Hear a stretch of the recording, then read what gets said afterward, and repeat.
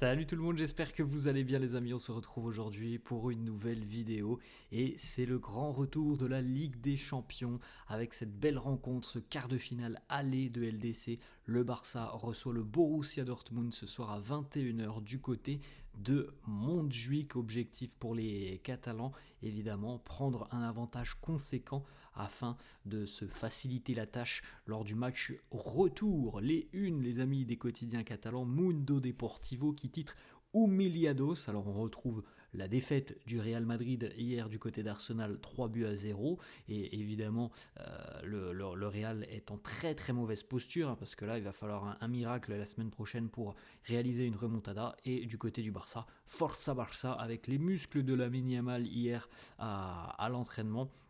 Du côté du Barça, on est aux portes d'une demi-finale de Ligue des Champions, aux portes évidemment de quelque chose de très très grand aussi. On l'a déjà évoqué à plusieurs reprises avec ce fameux triplé qui est dans les têtes de tout le monde. Ensuite les amis, la une du quotidien Sport qui titre Tocadissimos. Le Real est touché, le Real est à terre du côté du Barça. Voilà, on est prêt, on est évidemment aussi en pleine confiance avant d'affronter le Borussia Dortmund. Hansi Flick là qui nous dit podemos soñar pero con los pies en el suelo. Voilà, on a le droit de rêver, mais il faut aussi que l'on soit présent sur le terrain. Petite statistique les amis, Hansi Flick qui évidemment a évolué du côté de l'Allemagne et avec le Bayern Munich, il a affronté 6 fois le Borussia Dortmund en tant qu'entraîneur, jamais il n'a connu la défaite et même mieux les amis, 6 matchs face au Borussia Dortmund, 6 victoires pour Hansi Flick, donc il a un bilan parfait face au Borussia Dortmund. Ensuite, on regarde quelques petites photos de la séance d'entraînement de la veille. Lewandowski qui va affronter son ancienne équipe. Il y a toujours évidemment un petit supplément d'âme quand on affronte l'une de ses anciennes équipes. Ça va être le cas pour l'attaquant polonais. Ensuite, le sourire aussi pour Frenkie de Jong qui a vu son rôle être considérablement revu depuis son retour de blessure et depuis aussi qu'il soit remis quasiment à 100%, on voit un De Jong beaucoup plus intéressant sur le terrain. On regarde aussi la petite photo avec Rafinha et Alejandro Balde, il y a des sourires du côté de Barcelone. Ter Stegen aussi, le grand retour sur les terrains se profile. C'est une question maintenant de jours ou de semaines pour Marc-André Ter Stegen. On peut potentiellement imaginer qu'il puisse, pourquoi pas, disputer quelques matchs en toute fin de saison. Donc ça va arriver certainement les amis d'ici à quelques jours ou quelques semaines. On a la petite photo comme d'habitude, l'équipe gagnante de l'entraînement du jour. Comme souvent les amis, on retrouve un petit peu les mêmes. Et puis comme souvent cette photo elle a du style, elle a de la gueule. On a une petite séquence alors qui est beaucoup plus intéressante en vidéo, mais en tout cas hier lors de l'entraînement, Hansi Flick a dit à Lamine Yamal qu'il avait 5 minutes de retard. Lamine, visiblement, il n'était pas convaincu par les dires de son entraîneur, donc il a essayé de regarder la montre d'Hansi Flick. Hansi Flick qui lui a mis une petite claque derrière la tête. C'était une séquence assez sympa.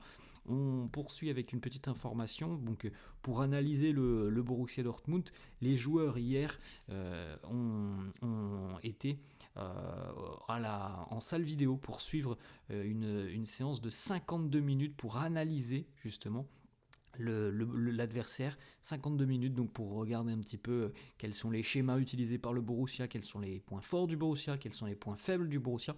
Mais on rappelle aussi quand même que le Barça a déjà affronté un Dortmund cette saison, donc c'est pas forcément une grande nouveauté pour les Catalans. Il y avait déjà certainement beaucoup de choses à retirer d'enseignement à tirer de cette rencontre. C'était évidemment les amis en phase de groupe. On a une petite déclat d'Hansi Flick qui nous dit c'est la Ligue des Champions, c'est les quarts de finale, on veut juste jouer 2 bons matchs. Dortmund est confiant, ils ont des attaquants très, très solides, on va essayer de mettre la pression sur cette rencontre. Alors le Borussia Dortmund est quand même très en difficulté en Bundesliga, pardon les amis. C'est une équipe qui a connu quand même des moments bien plus convaincants dans le jeu que ce qui se passe cette année. Certes, ça va peut-être un petit peu mieux depuis l'arrivée de Niko Kovac, mais c'est pas non plus un très grand Borussia Dortmund, comme par exemple on a pu le connaître il y a 2 ans où ils étaient très en forme en Bundesliga, ou l'année dernière ils avaient fait un très beau parcours en LDC, parce qu'on a tendance à l'oublier, mais le Borussia Dortmund est quand même finaliste de l'édition précédente. Mais en tout cas, je trouve que cette année, c'est quand même beaucoup moins cohérent du côté de Dortmund. Flick qui nous dit on a donné un petit peu de repos à Rafinha après la trêve internationale, mais il s'entraîne parfaitement comme il le faisait auparavant. Il est actif, dynamique, il est prêt pour cette rencontre. On a eu un retour de trêve un peu délicat pour Rafinha. Bon, voilà, c'est pas rien de dramatique, mais c'est vrai qu'il a eu besoin d'un peu plus de repos que certains autres internationaux. Flick qui nous dit en Ligue des Champions, le fait de jouer à la maison te rend toujours meilleur, et parce que tu performes mieux. On aimerait évidemment boucler cette double confrontation dès ce match à domicile. J'ai confiance en mon équipe, on est sur une bonne forme, comme on l'a dit les amis. Voilà, ce Barça a envie évidemment de prendre le match par le bon bout, et surtout, si possible, de creuser un écart conséquent afin de se déplacer plus sereinement du côté du retour.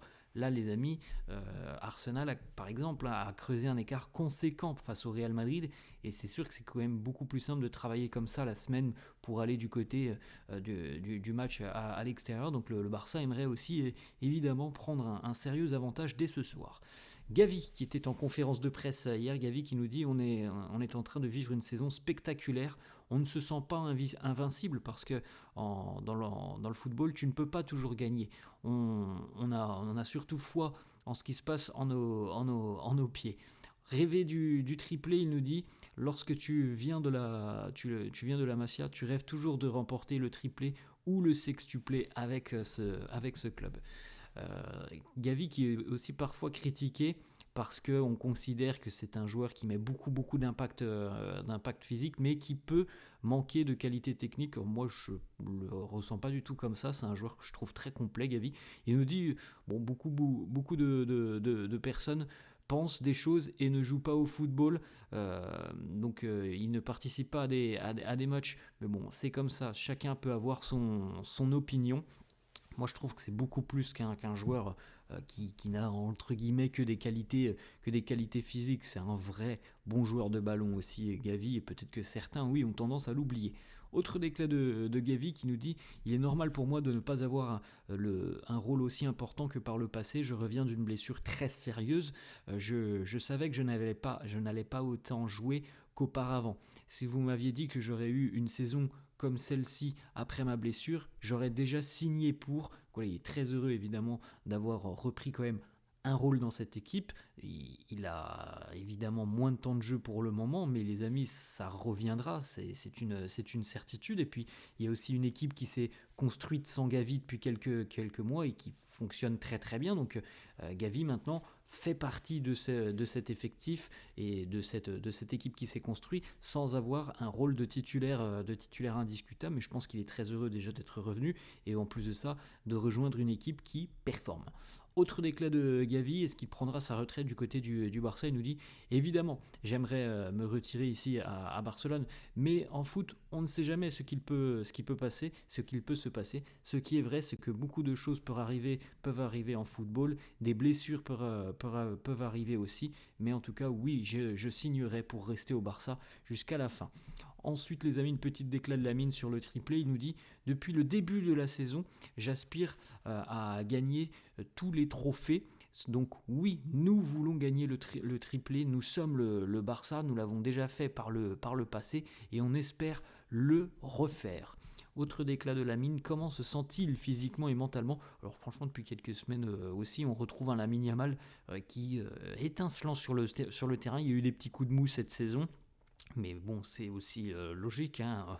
Lamine, il n'a pas 23 ans, malgré l'expérience qu'il a du plus haut niveau, parce que c'est dingue d'avoir commencé à son âge. C'est pas un joueur qui est totalement fini. Lamine Yamal, il a des qualités extraordinaires. Il a encore certainement une marge de progression. Il nous dit en tout cas en ce moment, je vais très bien. L'une des choses que j'ai apprises est comment me gérer moi-même. Les gens disent souvent Pourquoi il se passe 10 minutes sans qu'il ne court? Il y a des moments où vous n'avez pas besoin de courir. On avait déjà vu ces déclats un petit peu d'Hansi Flick qui nous disait Lamine a appris maintenant à savoir aussi gérer son corps, son rythme et sa charge de travail. Autre déclat de Lamine, où vous voyez dans 10 ans? Il nous dit je ne sais pas. C'est une question difficile, je pense que je serai presque le même que maintenant, allant de la ville sportive, à ma maison et de ma maison à la cité sportive. Niko Kovac, l'entraîneur du Borussia Dortmund, qui nous dit le Barça est favori, mais n'oubliez pas que nous sommes finalistes de la Ligue des Champions l'année dernière. Alors, on l'a dit les amis tout à l'heure, personne ne l'oublie. Maintenant, je ne pense pas que le Borussia Dortmund de la saison dernière soit le Borussia Dortmund de cette saison. Je pense que le Borussia cette saison est plus faible que celui de la saison dernière. Voilà, on verra bien. On a une petite information du côté de Dortmund, ça c'est pas une bonne nouvelle d'ailleurs pour le Borussia.